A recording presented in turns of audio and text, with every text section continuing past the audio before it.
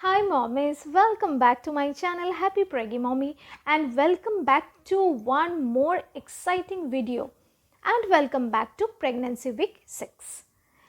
Pregnancy के week 6 में यानी कि छठे हफ्ते में आपके अंदर क्या क्या चेंजेस आएंगे, आपके बेबी के अंदर क्या क्या चेंजेस आएंगे, आपके बेबी के ग्रोथ कितना होगा, आपके मेंटल और फिजिकल चेंजेस क्या क्या आएगा। इस हफ्ते में मिसकैरेज का चांस काफ़ी गुना ज़्यादा होता है एंड वीक 6 को हाई टाइम ऑफ मिसकैरेज माना जाता है। कैसे प्रिवेंट करना है और अगर आपके पहले एबॉर्शन हो चुका है, मिसकैरेज हो चुका है, तो उससे कैसे बचना है, आज की वीडियो में यही सब डिस्कस करेंगे हम। आई होप दैट आपको ये वीडियो बहुत ही ज़्यादा इंटरेस्टिंग लगेगा। So without any ado let's get started with the video. Pregnancy week 6 में आपके जो न्यू सिम्टम्स आएंगे उसके बारे में तो हम बाद में बात करेंगे। सबसे पहले जान लेते हैं बेबी के साइज़, यानी कि आपके बच्चा कितना बड़ा हो गया है। देखिए, प्रेगनेंसी वीक 6 में बेबी अनार के जो दाना होता है यानी कि पोमोग्रेनेट के जो दाने होते हैं उसके जैसा होता है, छोटा सा 20 मिलीमीटर के हिसाब से रहता है। अगर बच्चे के लुक्स के बारे में हम बात करेंगे तो वो बिल्कुल एक टोट पोल जैसा होता है, यानी कि फ्रॉक के बेबी जैसा होता है। उसका एक बहुत ही क्यूट से टेल भी होता है। वो टेल बाद में जाके स्पाइनल कॉर्ड में कन्वर्ट होता है और उसके बॉडी में छोटे छोटे बर्ड्स भी डेवलप करते हैं, जैसे आप पिक्चर में देख सकते हैं। यही बर्ड्स नेक्स्ट वीक में जाके हाथ और पैर में कन्वर्ट हो जाता है। अगर आप बच्चे के फेस के बारे में बात करेंगे कि वो कैसे दिखने में है, मम्मी के जैसा है या पापा के जैसा है, तो बच्चे का जो फेस है वो अभी तक पूरे तरीके से बनी नहीं है। जो फेस है उसका कोई शेप नहीं है, ना उसमें कोई नोज़ है प्रॉपर तरीके से, ना माउथ है, ना आईज़ है, ना आईलिड्स है, कुछ भी नहीं है। तो अगर बच्चे के फेशियल स्ट्रक्चर के बारे में बात करेंगे तो वो अभी तक डेवलप बिल्कुल भी नहीं हुआ है। प्रेगनेंसी वीक 6 में बच्चे का जो हार्ट है, हार्ट डेवलपमेंट हो जाता है, यानी कि जैसे ही हार्ट डेवलप हो गया उसके साथ साथ बच्चे का जो हार्ट बीट है वो भी आ जाता है। देखिए, अब तक तो आप लोगों को पता चल ही गया है कि आप प्रेग्नेंट हो। जैसे ही आपको पता चलेगा आप प्रेग्नेंट हो, डॉक्टर के पास आप जाएंगे, आप चेकअप करवाएंगे, तो आपके गायनेकोलॉजिस्ट ठीक वीक 6 में आके आपको जो फर्स्ट अल्ट्रासाउंड है उसके लिए सजेस्ट करेंगे, क्योंकि अभी वीक 6 में आके बच्चे का हार्ट बीट आ जाना चाहिए।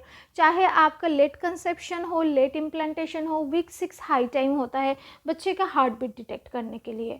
अगर हम बच्चे के दूसरे ऑर्गन्स के बारे में बात करेंगे, जैसे ब्रेन और लंग्स हो गया, वो अभी भी डेवलप हो रहा है और आपको इस बारे में कोई चिंता करने की ज़रूरत नहीं है कि बच्चे का ग्रोथ कैसा होगा, उसके सारे ऑर्गन्स कब डेवलप करेगा, क्योंकि अभी वीक 6 से उसके जो सारे ऑर्गन्स हैं वो बहुत ही अच्छी तरीके से डेवलप होना स्टार्ट हो गया है और कुछ ही हफ्ते में जाके वो बिल्कुल बेबी का जो एक फॉर्म है, ह्यूमन बीइंग का जो एक फॉर्म है, वो लेना स्टार्ट कर देंगे। एक बहुत ही इम्पोर्टेंट बात वीक 6 में याद रखना है, वो है जैसे ही आप यूएसजी में जाएंगे, हार्ट बीट का ध्यान रखना प्रॉपर तरीके से बहुत ज़्यादा ज़रूरी है। अगर आप वीक 6 को मिस कर गए और अगर आपको लगता है कि स्टार्टिंग में वीक 6 में यूएसजी करना ज़रूरी नहीं है, तो मिसकैरेज का चांस बहुत ज़्यादा होता है। जैसे मैं वीडियो के स्टार्टिंग में बोल दिया, week 6 high time of miscarriage होता है। अगर वीक 6 में आपके बच्चे का हार्ट बीट आ गया फिर तो कोई टेंशन की रीज़न नहीं है।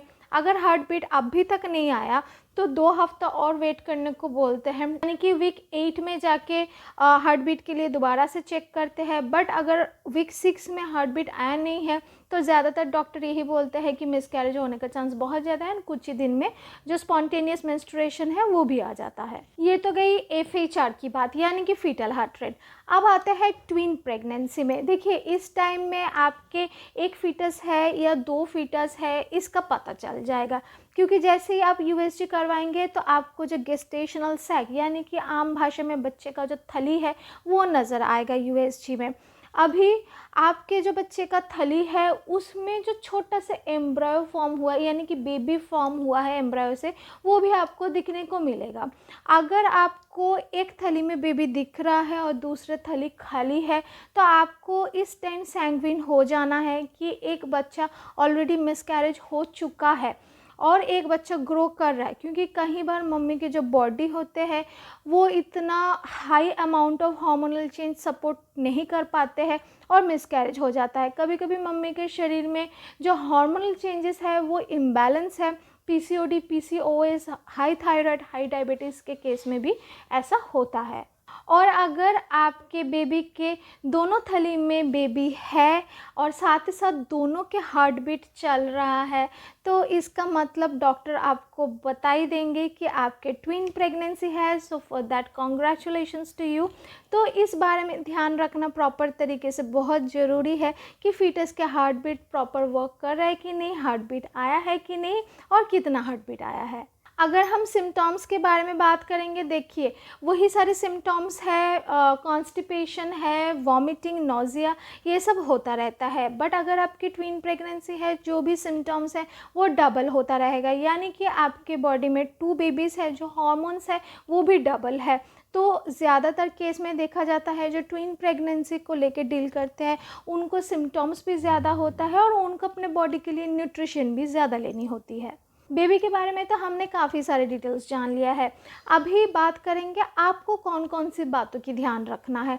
देखिए इस टाइम पे सेरम बेटा HCG टेस्ट से आपको पता चल गया कि आप प्रेग्नेंट हो या नहीं हो, HCG हार्मोन कितना बड़ा है, प्रेगनेंसी ठहरा है कि नहीं।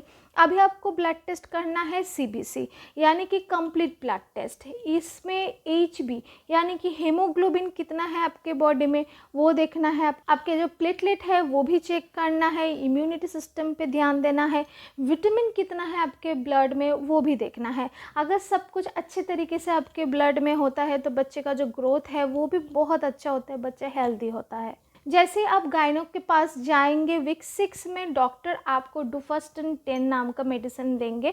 और टाइप की भी प्रोजेस्टेरोन मेडिसिन आता है, पर डुफास्टन 10 बहुत ही ज़्यादा फेमस है, ज़्यादातर डॉक्टर यही प्रोवाइड करते हैं। PCOD, PCOS, इवन अगर आपको अबॉर्शन पहले हो चुका है तो भी डॉक्टर डुफास्टन 10 ही आपको सजेस्ट करेंगे।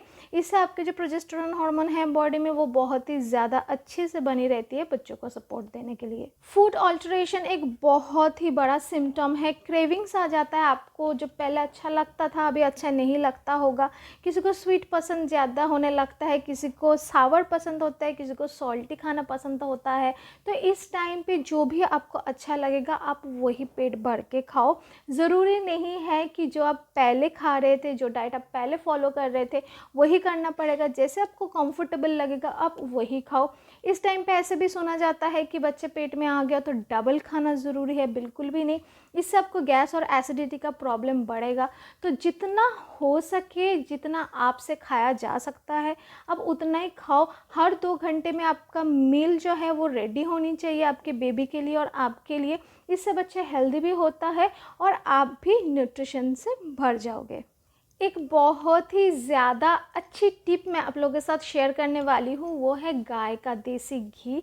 आपको इसी हफ्ते से शुरू कर देना है। 1 कप पानी के अंदर आप 1 चम्मच गाय के देसी घी ले सकते हैं, उसको मिला के पी सकते हैं। पानी गर्म लेने की ज़रूरत नहीं है, आप ठंडा पानी में भी ले सकते हैं। नोज़िया और वॉमिटिंग के प्रॉब्लम की वजह से बहुत ही ज़्यादा उल्टियाँ होता है, किसी किसी को इतनी ज़्यादा नोज़िया होता है वो खा नहीं पाते हैं। तो काफ़ी सारे मेडिसिन भी आपको नहीं लेना पड़ेगा अगर आप गाय के देसी घी खाएंगे।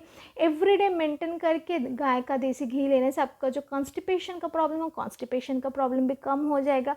इसके साथ साथ नोज़िया वॉमिटिंग के जो मेडिसिन आपको लेना पड़ रहा था वो भी आप स्टॉप कर सकते हैं। और उसके साथ साथ अगर आपको कॉन्स्टिपेशन हो रहा है, आपका स्टूल इजीली पास नहीं हो रहा है, तो वो भी अच्छे से हो जाएगा, आपका पेट साफ़ हो जाएगा और आप अच्छे से खा सकते हैं। कई बार फर्स्ट ट्राइमेस्टर में बेबी का ग्रोथ बिल्कुल भी नहीं बढ़ता है। इस बात को लेकर हर मम्मी टेंशन में रहते हैं, बट फर्स्ट के 3 महीने में इतना ज़्यादा नोज़िया वॉमिटिंग का प्रॉब्लम होता है, जो बॉडी में न्यूट्रिशन होता है वो वैसे ही निकल जाता है।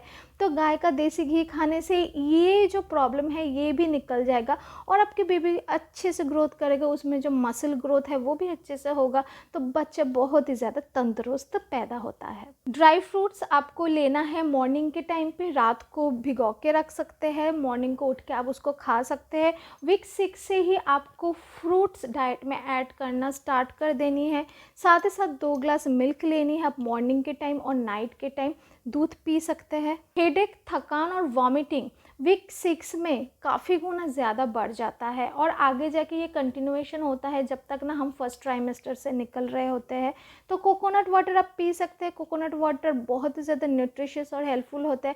इसके साथ साथ आपके बॉडी में अगर कोई इन्फेक्शन है, वेजाइनल इन्फेक्शन बहुत ज़्यादा पाया जाता है प्रेगनेंसी के टाइम में, हार्मोनल चेंजेस के लिए, उससे भी आपको बचाएगा। अब आते हैं क्या आपको नहीं खाना है। देखिए, पाइनएप्पल और पपीता रॉ हो, पका हो, ये आपको बिल्कुल भी नहीं खाना है। और अपने बॉडी को ताज़ा रखने के लिए योगा, प्राणायाम जैसा कुछ कर सकते हैं। विगोरस एक्सरसाइज मत कीजिए, इससे आप भी हेल्दी रहेंगे, आपके बेबी भी हेल्दी रहेंगे। बहुत ज़्यादा विगोरस एक्सरसाइज से मिसकैरेज हो जाने का चांस है, यानी कि जैसे ही आपके प्रेशर पड़ेगा आपके यूट्रस में, साथ ही साथ आपके यूट्रस की जो लाइनिंग है वो टूटना स्टार्ट हो जाएगा और मेंसेस के थ्रू से आपका मिसकैरेज हो सकता है।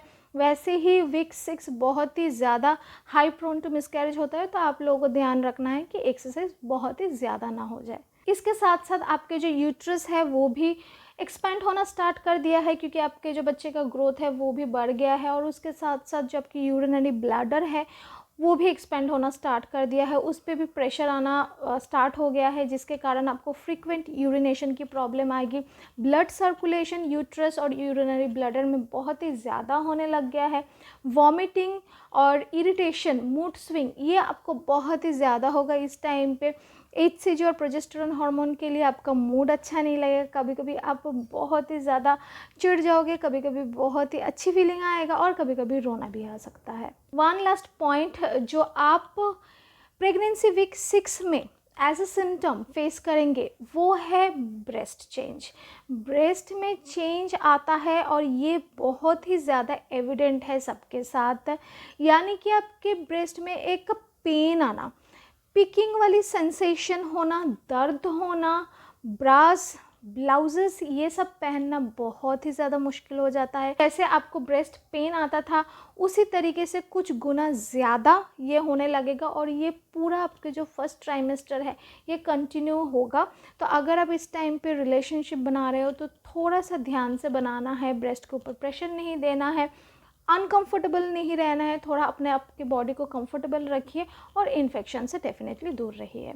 सो प्रेगनेंसी वीक 6 में क्या क्या चेंजेस आपके बॉडी में आता है, क्या क्या चेंजेस बच्चे के बॉडी में आता है, बेबी के ग्रोथ कितना होता है, कौन कौन सी बातों की ध्यान रखना है, कैसे आप हेल्दी रह सकते हो, सब कुछ मैंने डिस्कस कर दिया है।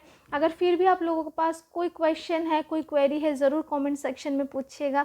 मिलते हैं नेक्स्ट वीडियो पे किसी नेक्स्ट न्यू इंटरेस्टिंग टॉपिक के साथ। टिल देन सारे अच्छे से रहिएगा। हमारे चैनल अगर अच्छा लगता है तो ज़रूर लाइक, शेयर एंड सब्सक्राइब कीजिएगा। Happy pregnancy.